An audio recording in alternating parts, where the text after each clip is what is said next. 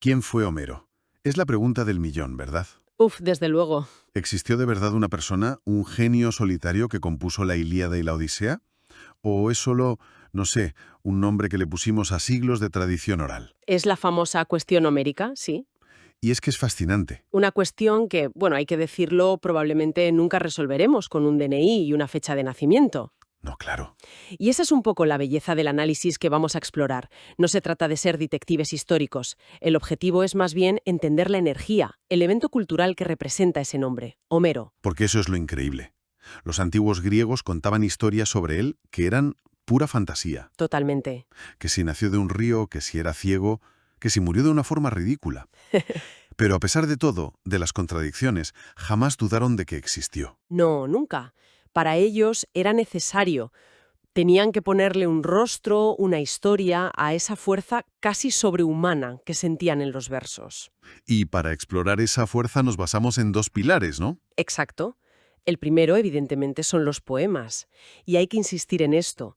La Ilíada y la Odisea no son un simple corta y pega de leyendas. Son un refrito. Para nada. Son construcciones de una complejidad, de una coherencia interna asombrosa. Hay una arquitectura detrás, una mente pensante o, como mínimo, un plan director. Vale. Ese es el primer pilar. ¿Y el segundo? El segundo pilar es donde, como dices tú, la cosa se pone interesante. El propio mito de Homero. Su ceguera, su pobreza. Todo eso. Los críticos modernos a menudo lo han usado como argumento para decir, ¿veis? Todo inventado, por lo tanto, no existió. Claro. Cuando para los antiguos era justo al revés. Esas leyendas no eran una biografía fallida, eran una explicación simbólica del poder de la poesía. O sea, que el mito no viene después a estropear la historia. No, la acompaña y la amplifica desde el principio. Es la forma que encontraron para responder a la pregunta, ¿de dónde sale algo tan extraordinario? Vale, entiendo. Entonces el enfoque no es tanto quién fue, sino más bien qué representa. Eso es. Si Homero es un mito, ¿qué nos cuenta ese mito sobre la creación poética? Y sobre todo, ¿qué hay en sus poemas que exigiera la creación de un mito tan potente a su alrededor? Ahí está la clave. Y para empezar a entenderlo hay que afrontar una paradoja enorme. A ver, Los relatos antiguos nos pintan a un autor de origen oscuro, un vagabundo, pobre, a menudo engañado. La leyenda más famosa incluso lo muestra perdiendo un certamen poético contra su gran rival, Hesíodo. espera, perdiendo. Eso choca frontalmente con la imagen que tenemos de Homero como el poeta con mayúsculas. Choca totalmente. ¿No es un poco raro que la leyenda lo pinte como un perdedor? Suena a que alguien quería, no sé, rebajarle. ¿O a que la propia leyenda nos está diciendo algo muy importante sobre la naturaleza del artista? ¿Cómo conciliamos esa imagen de fragilidad, de marginalidad, con la grandeza monumental de la obra? Es una buena pregunta. Esa tensión es el corazón del debate, tanto el antiguo como el moderno. ¿Fueron los poemas un flujo anónimo que se cristalizó con la escritura? ¿O hubo un compositor principal, un genio que le dio forma a todo? ¿Y la respuesta, supongo? La respuesta, creo, empieza a vislumbrarse cuando entendemos que los poemas no son simplemente narrativos. No se trata solo de que Aquiles está enfadado o Ulises quiere volver a casa. Ah, son poemas sobre una crisis. Su verdadera unidad no es la de la trama, sino la de una reflexión muy profunda sobre un momento de colapso. Eso lo cambia todo. ¿Quieres decir que la Ilíada no va realmente sobre la guerra de Troya? No sobre toda la guerra, no. El poema no cuenta los 10 años. Se centra en unas pocas semanas, en un único episodio, la cólera de Aquiles. La famosa cólera. Y la pregunta que lo detona todo es escandalosa para la mentalidad griega. ¿Cómo es posible que Zeus, el garante del orden, provoque deliberadamente una crisis que desorienta a todos, a dioses y a héroes? El poema usa ese caos para investigar a fondo a la naturaleza del poder, de la religión, de la condición humana. Y supongo que en la Odisea la crisis es otra. Completamente distinta, sí.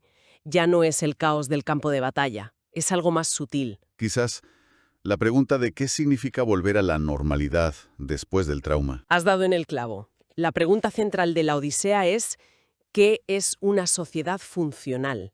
¿Cómo se pasa del mundo heroico, que es violento, sublime, pedestinos gloriosos, pero cerrados? A una existencia como la nuestra. Exacto, a una vida más cotidiana, repetitiva, abierta al futuro. Ostras, claro. No es solo llegar a Ítaca, es volver a ser una persona normal en un lugar normal. Ulises tiene que dejar atrás el mundo de los cíclopes y las sirenas para poder volver a sentarse a la mesa con su mujer y su hijo. Es un viaje de desintoxicación de lo extraordinario, como dices. Su viaje es para acceder a la normalidad. Entiendo. Por eso los poemas no se limitan a narrar mitos, los interrogan, los ponen en tensión. Y es importante entender que esto no surgió en el vacío. Homero formaba parte de un ecosistema profesional muy vivo. Tenía maestros, discípulos y, por supuesto, rivales. El principal, Hesíodo, al que ya has mencionado. El otro gran pilar de la poesía griega arcaica. Un contraste fundamental. Hesíodo es el poeta del campo, del trabajo, de la justicia, de poner orden en el cosmos. Homero es el poeta del mar, de la gloria heroica y, como decíamos, de la crisis. Sus identidades se definen por oposición. Lo cual nos aleja de esa idea romántica del genio solitario. Totalmente. Nos acerca a la de un evento poético que ocurre dentro de un campo cultural vibrante y competitivo. ¿Vale? Y dentro de ese campo, el mito de Homero adquiere esas características tan concretas. La más famosa de todas, sin duda, la ceguera. Su rasgo icónico, sí. Pero las leyendas no se ponen de acuerdo en cómo se quedó ciego, ¿verdad? Para nada. Hay varias versiones.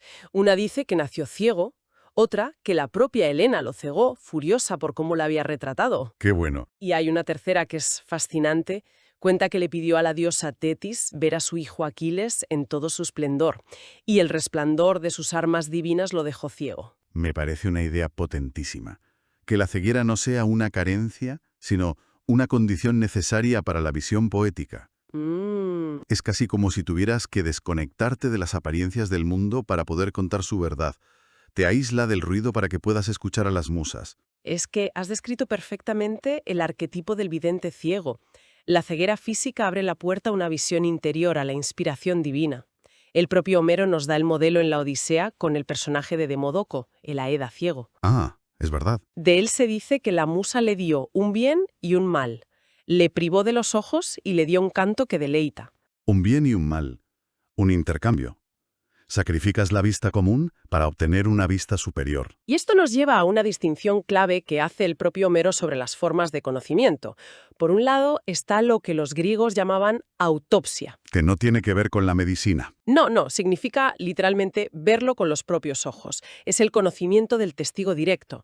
En la Odisea, Ulises puede juzgar si el canto de Demódoco es bueno porque él estuvo allí. Él lo vio. Él sabe si el poeta narra los hechos según el orden, catacosmon, porque tiene la autopsia. Pero claro, Homero no estuvo en la guerra de Troya, así que su conocimiento no puede venir de ahí, Exacto. Su conocimiento tiene que venir de otro lado, de la segunda fuente. de la inspiración. Es el saber de los que no pueden ver con los ojos, los ciegos, como él, y las musas, que son divinidades nocturnas y veladas. Tienen acceso a lo que es invisible para el resto. El pasado, los dioses, el más allá.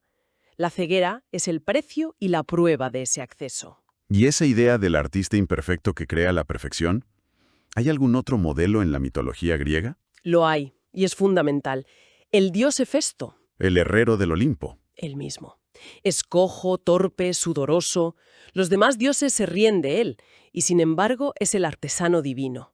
De sus manos imperfectas salen las maravillas del cosmos, los palacios de los dioses y sobre todo las armas perfectas de Aquiles. Homero, el ciego errante, es el equivalente humano de Hefesto. Exacto. Un ser marcado por una falta que, sin embargo, produce la belleza y la gracia absolutas. Del origen humilde y la ceguera visionaria, el mito nos lleva a su final. Y su muerte es tan simbólica y extraña como su vida. Muere de pura frustración por no poder resolver un acertijo. Un acertijo que le plantean unos niños pescadores. Y el acertijo es maravilloso en su simpleza. Todo lo que hemos cogido lo hemos dejado. Todo lo que no hemos cogido nos lo llevamos. La respuesta, que Homero no consigue encontrar, son los piojos. Te los quitas y los dejas. Y los que no encuentras, pues te los llevas puestos. La ironía es brutal. Es que es brutal. El maestro de la palabra, el que desentrañó los destinos de héroes y dioses, derrotado por un juego de palabras de unos críos. Es una escena increíblemente profunda. Si la ceguera simbolizaba su acceso a la visión divina, su muerte simboliza el límite insuperable de lo humano. El lenguaje, su propia herramienta, se vuelve contra él en su forma más básica. Es un recordatorio de que la poesía tropieza con sus propios límites. con una impotencia fundamental frente a la realidad más cruda. Además, creo recordar que un oráculo le había advertido de que tuviera cuidado con la pregunta de unos niños. Sí, y que moriría en la tierra de su madre. Y resulta que la isla, Ios, sonaba parecido al nombre de su supuesta madre. Se cierra el círculo de una manera perfecta, Es un regreso al origen. pero también una derrota simbólica frente a la nueva generación. Él, que en la mayoría de leyendas no tiene hijos de carne y hueso, queda fuera de la genealogía normal. Su única descendencia son sus poemas. Entonces, después de este recorrido, ¿qué nos queda? ¿Quién o qué es Homero al final? Pues nos queda la idea de que Homero no es tanto un autor en nuestro sentido moderno, es más una manera de concebir y realizar la épica, un evento, una revolución poética que rompió con lo anterior. Una nueva forma de interrogar al mundo. Justo. A través de las grandes figuras míticas y el mito de su vida, su origen, su ceguera, su muerte, no es una biografía fallida, es una explicación poética de la propia poesía, Un arte que nace de la imperfección, como Hefesto, que ve más allá de lo visible, como el vidente ciego. y que al final debe reconocer sus propios límites, como el sabio derrotado por un enigma. Exactamente. Y hay una última pista sobre el poder de esta poesía, en el himno homérico a Apolo. Dice que el Aeda ciego de Quíos puede deleitar a todo el mundo porque su canto es el más parecido a las voces de todos los seres humanos. Ah, qué bonito. Su poder universal no viene de un saber secreto, viene de su capacidad de imitar los ritmos y las voces de la experiencia humana. Cualquiera puede reconocerse en su sonido. Para terminar, me gustaría dejar una última idea en el aire. Has dicho que una de las leyendas cuenta que Helena cegó a Homero por cómo la retrató. ¿Sí? Pues Platón, siglos después, critica a Homero por no haberse arrepentido y corregido su historia, como sí hizo otro poeta, Estesícoro. Al parecer, Estesícoro también difamó a Helena, quedó ciego, y entonces escribió un nuevo poema diciendo que ella nunca fue a Troya. Y al hacerlo, recuperó la vista, Una palinodia, sí. lo que nos deja con una pregunta fascinante sobre el arte y la verdad. Si Homero hubiera corregido su relato para aplacar a una diosa o a un filósofo, ¿tendríamos la Ilíada? ¿O es precisamente esa fidelidad a una visión trágica y compleja de la realidad, más allá del bien y del mal, lo que garantiza la inmortalidad de su obra?